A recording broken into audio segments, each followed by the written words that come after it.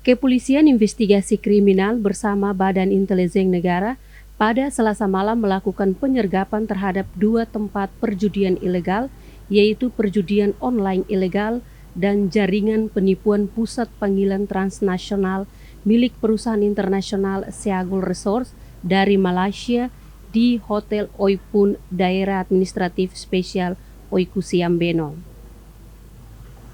Direktur itu menjelaskan dalam kegiatan penyergapan perjudian ilegal dan kriminal tersebut, tim Kepolisian Investigasi Kriminal Ilmiah bersama Badan Intelijen Negara berhasil menyita barang bukti berupa 87 unit desktop, 13 laptop, 194 unit telepon genggam, 3 flash disk, 1 access point atau WiFi, 2 router Starlink, 135 SIM card.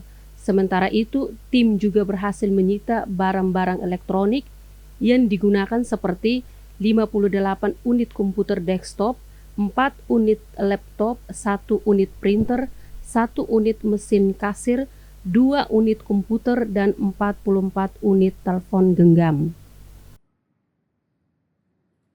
Inspeção fato ne durante ne kita observa katakia atividade ilícita, atividade criminosa. Noi persone ita identifica katakia atividade criminal, atividade criminal ida makia exploração ba jogo ilícito, noi da selo como bula informática. E a bula informática ne a ligação ao rede median rede scam call center transnasional ne durante ne opera a zona ASEAN. Sementara itu, terkait dokumen yang digunakan para pekerja untuk menjalankan pekerjaannya, tim gabungan akan melanjutkan pada tahap identifikasi karena proses kelanjutan perkara ke tahap penyidikan secara hukum.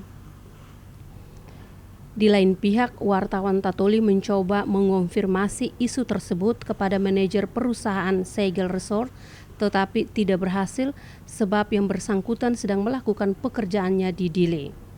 Berdasarkan pantauan Tatoli di lapangan kejadian, tim gabungan secara tiba-tiba dan berhasil menyita telepon genggam baik milik pimpinan maupun pekerja, termasuk menyita sistem aplikasi game online, dan kejadian tersebut terjadi pada Senin malam pukul 9.